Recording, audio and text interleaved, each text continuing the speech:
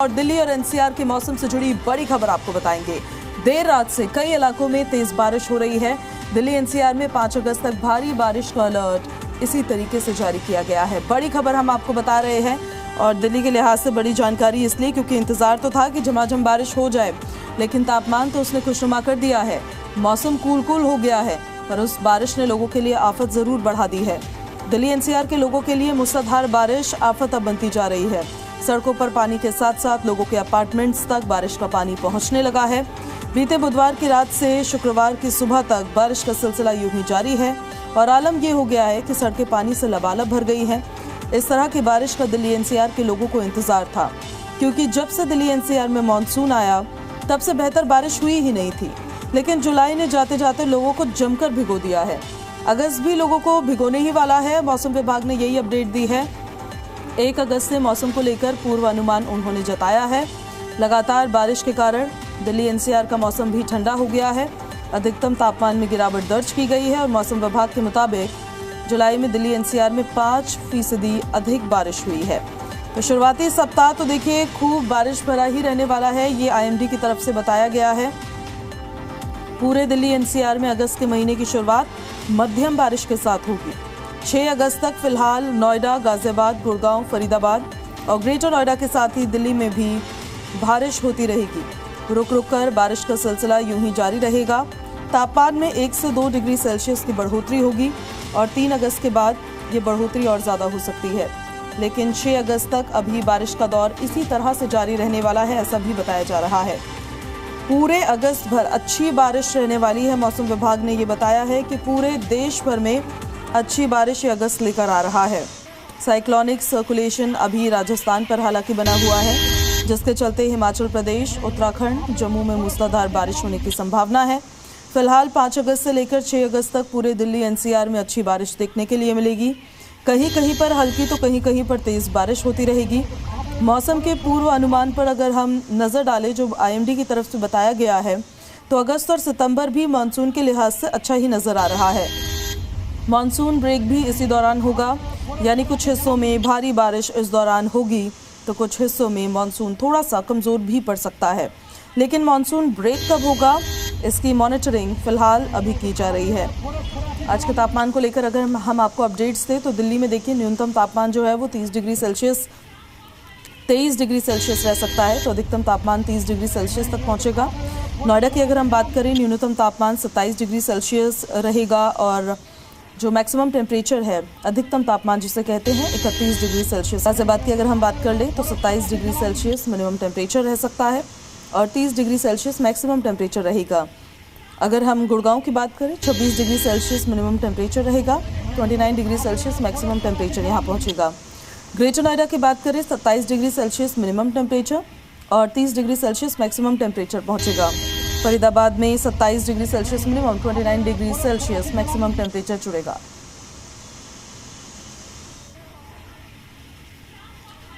तो देखिए बारिश ने क्या हाल किया है वो तो तस्वीरें बता रही हैं और हमारे कुछ सहयोगी हमारे साथ लाइव कनेक्ट हो रहे हैं। दीपक दिल्ली से हमारे साथ लाइव कनेक्ट हो गए हैं, भूपेश प्रताप ग्रेटर नोएडा से लाइव कनेक्ट हो गए हैं, पीयूष हमारे साथ गाजियाबाद से लाइव कनेक्ट हो गए हैं और गुरुग्राम से देवेंद्र भारद्वाज थोड़ी ही देर में हमारे साथ लाइव कनेक्ट होंगे। पहले दीपक आपका रुख कर लेते हैं, दिल्ली का हाल जरा बता दीजिए। दिलवालों की ये दिल्ली काफी वक्त से इंतजार कर रही थी कि ऐसी मूसलाधार बारिश हो जाए। अब तापमान तो औसम हो गया है और मौसम भी औसम हो गया है, लेकिन आफत बन गई है बारिश, घर से बाहर निकल रहे हो तो। बिल्कुल, जिस तरीके से लगातार दिल्ली एनसीआर में बारिश का दौर जारी है, तो ऐसे में कहीं ना कहीं लोगों को गर्मी से राहत जरूर मिली है, लेकिन जो लोग घर से बाहर काम काज के लिए निकलते हैं उनके लिए काफी ज्यादा समस्याओं का सामना करना पड़ रहा है, क्योंकि सड़क पर और गलियों में भरा जल भराव की जो समस्या है वो लगातार देखने को मिल रही, जिसके चलते कहीं ना कहीं जो वाहन चालक है उनको काफी ज्यादा समस्याओं का सामना करना पड़ रहा है। और इसी बीच कई ऐसे बड़े हादसे भी देखने को मिल रहे हैं जिसमें कई लोग जो है अपनी जान गंवा चुके हैं। कल की बात की जाए तो कल बेगमपुर इलाके में बारिश के इस दौर के बीच 2 भाई बहनों की जो है करंट लगने से मौत हो गई, जबकि उनके पिता जो है अस्पताल के अंदर जिंदगी और मौत के बीच झूल रहे हैं। तो कहीं ना कहीं ये बारिश जो जिस तरीके से लोगों के लिए राहत लेकर आई है, तो दूसरी तरफ कहीं ना कहीं एक बड़ी आफत भी ये बारिश बनती हुई साफ तौर पर दिखाई दे रही है, क्योंकि सड़कों की हाल की बात की जाए तो सड़कों का हाल इस कदर हो रहा है कि लोग जो वाहन चालक जो सड़कों पर निकल रहे हैं वो कहीं ना कहीं जाम की समस्या का सामना कर रहे हैं, क्योंकि बारिश की वजह से सड़कों पर जो है गाड़ियां साफ तौर पर रेंगती हुई दिखाई दे रही है। जिन लोगों को अपने समय पर ऑफिस पहुंचना होता है वो लोग भी अपने समय पर ऑफिस नहीं पहुंच पा रहे। यानी ये साफ कहा जा सकता है कि एक तरफ जहां इस बारिश ने लोगों को गर्मी से राहत दी है, तो वहीं दूसरी ओर ये बारिश लोगों के लिए बड़ी आफत बनकर भी जरूर आई है। जी ठीक है दीपक, वापस लौट रहे हैं आपके पास। अब आपको गाजियाबाद हम सीधे लिए चलते हैं। पीयूष वहां से हमारे साथ लगातार बने हुए हैं। पीयूष, ये बारिश कितनी बहार और कितना कहर लोगों के लिए बनती हुई नजर आ रही है? मौसम विभाग की तरफ से गाजियाबाद को लेकर एनसीआर का क्षेत्र है, क्या अपडेट्स भी दी गई है? किस तरह का मौसम रहने वाला है आगे चलकर?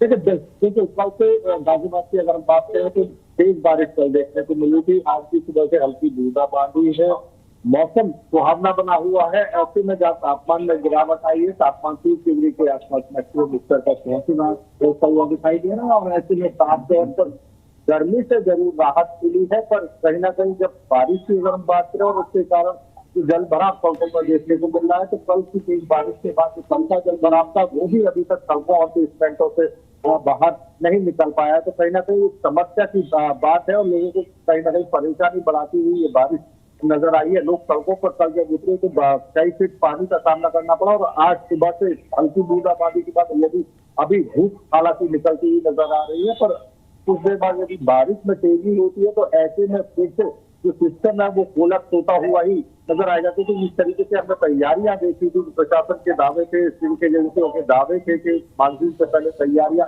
पूरी कर ली गई है, नालों को साफ कर दिया गया। और नालों को साफ ही नहीं कर दिया गया, इस बार निगम से जो आवाज अधिकारियों की आ रही थी कि नाले हमने इतने साफ किए कि उनकी तली तक दिखाई देने लगी। यानी सफाई का बृहद स्तर पर कार्यक्रम की बात निगम अधिकारियों द्वारा की गई थी। पर मानसून की पहली तेज बारिश में ही सारे सरकारी और प्रशासनिक दावों की खोल कर रख दी।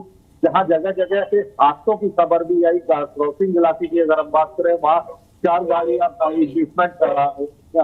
में गिर गई, जिसके बाद उनको किसी तरीके से क्रेन बुलाकर निकाला गया। इसके साथ कई वाहन बेसमेंट पार्किंग में फंसे रह गए।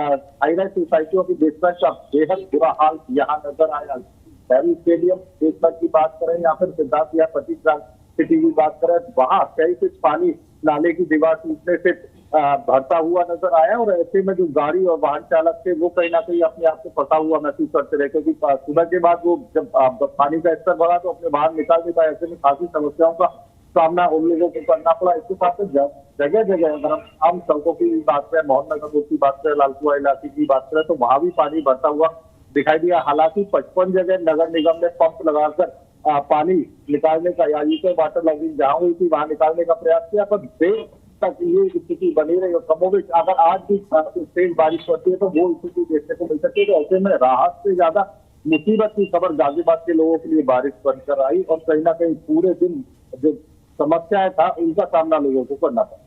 ठीक है पीयूष, लौट रहे हैं आपके पास वापस ग्रेटर नोएडा। अब आपको सीधे हम लिए चलेंगे। भूपेश हमारे साथ वहां से लगातार बने हुए हैं। भूपेश, ये जो बारिश आई वो ग्रेटर नोएडा के लिए क्या लेकर आई? ये जरा वहां के हाल भी आप बता दीजिएगा। हाई राइज सोसाइटीज है, वहां पे तो हल्की हवा भी चलती है, वो भी आंधी जैसी लगती है, और यहाँ तो मूसलाधार बारिश। कैसी स्थिति वहां की? देखिए, बिल्कुल जिस तरह से भीषण गर्मी पड़ रही थी, लोग लगातार दुआ मांग रहे थे कि जोरदार बारिश होनी चाहिए क्योंकि मानसून चल रहा है। लेकिन बारिश आई तो बारिश ऐसी आफत बन के आई कि लोगों को कहना पड़ा कि अभी बारिश नहीं होनी चाहिए। चाहे सड़कें हों, सड़कों से लेकर के हाई राइज सोसाइटी, सेक्टरों से लेकर के औद्योगिक क्षेत्र, कोई ऐसी जगह नहीं थी ग्रेटर नोएडा में जहां पर जल भराव ना हुआ हो। ग्रेटर नोएडा की सोसाइटियों का तो इतना बड़ा हाल था कि 1 दर्जन से जो ज्यादा गाड़ियां थी वो बेसमेंट में डूब गई, और वो गाड़ियां अभी भी वहीं पर खड़ी हुई हैं। क्योंकि कल रात जो बारिश हुई थी उसके बाद जैसे ही सुबह लोग अपने बच्चों को स्कूल छोड़ने के लिए, कोई ऑफिस जाने के लिए बेसमेंट से पार्किंग में गाड़ियों को लेने के लिए पहुंचे, तो उन्होंने देखा उनकी गाड़ियां तो पार्किंग में डूबी हुई पड़ी है पानी से। और उसके बाद उन्हें घंटों इंतजार करना पड़ा। पंप के माध्यम से उस पानी को निकाला गया, लेकिन वो गाड़ी नहीं निकल पाई। इसके अलावा अलग अलग जगह पर सड़कों पर इस तरह का जल भराव देखने को मिला। जितने भी अंडरपास थे वहां बहुत बुरे हालात देखे। अंडरपास में बहुत ज्यादा पानी भरा हुआ था। हालांकि जो प्राधिकरण की तरफ से पंप लगाए गए, लेकिन वो नाकाफी थे क्योंकि पानी इतना भर चुका था कि पंप के माध्यम से पानी निकल नहीं पा रहा था। बात करें प्राधिकरण की तैयारियों की, उससे पहले अधिकारियों ने दौरे किए, चाहे नालों के दौरों, सीवर, सब कुछ देखा कि हाँ भाई हम मानसून की तैयारी पूरी कर चुके हैं, साफ सफाई कर चुके हैं। लेकिन जैसे ही पहली बारिश आई, वो जितने भी दावे थे वो कहीं ना कहीं फेल हो गए, क्योंकि नाले बिल्कुल वो सफा नहीं हुए थे। इसके अलावा जो नालियां थी उनकी सफाई नहीं की गई थी, और उसी की वजह से सड़कों पर इतना पानी भर गया कि लोगों को वाहन चलाने में खासी परेशानियों का सामना करना पड़ा। और सबसे ज्यादा परेशानी ग्रेटर नोएडा वेस्ट में देखने को मिली। एक तरफ तो औद्योगिक क्षेत्र में सड़कों पर लबालब पानी था, उसके अलावा सोसाइटियों में पानी भर गया, सेक्टरों में भी इसी तरह का हाल देखने को मिला। तो कुल मिलाकर कहें ग्रेटर नोएडा में आज भी इसी तरह की जोरदार बारिश होती है तो उससे भी कल से भयानक तस्वीरें यहां पर सामने आएंगी, क्योंकि बारिश देखिए कहीं ना कहीं सुहाना मौसम तो होता है, गर्मी से राहत मिलती है, और लेकिन दूसरी तरफ वो आफत बनकर के आती है, क्योंकि चारों तरफ जिस तरह से पानी भर जाता है उसके बाद लोगों को बाहर निकलने में खासी परेशानियों का सामना करना पड़ता है। इसके अलावा सबसे बड़ी बात हाई राइज सोसाइटियों की है, क्योंकि वहां अगर गाड़ियों को आप अंदर खड़ा करते हैं, पार्किंग के अंदर खड़ा करते हैं, तो वो पानी में डूब जाती हैं। बाहर खड़ा करते हैं तो जो प्लास्टर है वो गाड़ियों के ऊपर गिर जाता है। तो जो सोसाइटियों के हाई राइज सोसाइटियों के लोग हैं उनका कहना है कि इससे बेहतर तो गांव है, जहां पर कम से कम गाड़ियां खुले में खड़ी हो सकती हैं। यहाँ मोटा चार्ज देने के बाद पार्किंग में गाड़ियां खड़ी करते हैं, उसके बाद भी उनकी जो गाड़ियां हैं वो बारिश के बाद पानी में डूब जाती हैं। तो फिलहाल ग्रेटर नोएडा से तो कल ऐसी तस्वीरें सामने आई जो डराने वाली थी। कई जगह पर दुकानें भी ऐसी थी जो धंस गई थी नीचे। तो आज एक बार देखना है कि हालांकि बादल अभी छाए हुए, अभी तक बारिश तो नहीं हुई है, अगर आज भी कल की तरह जोरदार बारिश होती है तो ऐसे ही नजारे फिर नजर आएंगे। बिल्कुल, और इसको लेकर तैयारी क्या है, अब हम इस पर बात करेंगे। अभी तक बारिश आई तो क्या लाई, उसको लेकर हम बात कर रहे थे। दीपक, आपका रुख मैं करना चाहती हूँ। दिल्ली में मॉनसून एक्शन प्लान को लेकर 1000 तरीके के दीपक वादे किए गए थे, दावे किए गए थे कि इस बार वाटर लॉगिंग नहीं होगी, इस बार हमारी तैयारी पूरी है। लेकिन थोड़ी सी मूसलाधार बारिश और वही ढाक के 3 पात, फिर से अंडरपासेस पानी में डूबे नजर आ रहे हैं, सड़कें दरिया में तब्दील होती नजर आ रही है। यहाँ लापरवाही नजर आती है या इस बार भी ठीक रहा, ड्रेनेज सिस्टम पर ही फोड़ दिया जाएगा कि ब्रिटिश कालीन है इसलिए ऐसा हो रहा है? बिल्कुल बिल्कुल, जिस तरीके से सरकार लाख दावे करती है कि कहीं ना कहीं मानसून से पहले जिस तरीके से तैयारियों को लेकर सरकार और प्रशासन की तरफ से लाख दावे किए जाते हैं, लेकिन वो दावे कितने सच साबित होते हैं ये एक बार की बारिश ने साफ कर दिया है। जिस तरीके से लगातार बारिश हो रही है और बारिश के दौरान जलभराव की स्थिति देखने को मिल रही है, वो कहीं ना कहीं शासन और प्रशासन पर जरूर सवाल खड़ा कर रही है, क्योंकि लगातार सरकार और प्रशासन मानसून से पहले लाख दावे करती है, तमाम तरीके के दावे किए जाते हैं, जलभराव से निपटने की स्थिति के तमाम जो है प्रशासन दावे करते हैं, लेकिन वो दावे कितने सच साबित हुए ये बीते कल साफ हो गया है। क्योंकि जिस तरीके से दिल्ली के अलग अलग इलाकों के अंदर जलभराव की स्थिति देखने को मिली और उनसे होने वाले जो लगातार जो हादसे हैं उनमें भी कहीं ना कहीं शासन और प्रशासन की लापरवाही भी देखने को मिली। तो इससे ये कहा जा सकता है कि साफ तौर पर कि मानसून से पहले जिस तरीके की तैयारियां होनी चाहिए वो वास्तव में हो नहीं पाती, जिसके कारण ये होता है कि जब मानसून की बारिश होती है तो मानसून की बारिश के बाद जलभराव की स्थिति देखने को मिलती है, जगह जगह हादसे देखने को मिलते हैं और इसका खामियाजा जो है आम लोगों को भुगतना पड़ता है। लेकिन ये जरूर कहा जा सकता है कि पहले के मुताबिक कहीं ना कहीं जो है इस बार जिस तरीके से सरकार ने दावे किए थे वो बीते कल जिस तरीके से बरसात हुई और बरसात के बाद जलभराव की स्थिति देखने को मिली, वो कहीं ना कहीं सरकार के दावों की पोल खोलता हुआ साफ तौर पर दिखाई दिया। जी ठीक है दीपक, लौटेंगे आपके पास वापस। अब मैं पीयूष आपका रुख करना चाहती हूँ। दिल्ली पर तो चलिए ब्रिटिश कालीन ड्रेनेज सिस्टम होने का ठीकरा फोड़ दिया जाता है कि ये पुराना ड्रेनेज सिस्टम है, इस वजह से यहाँ पर ऐसे हालात होते हैं।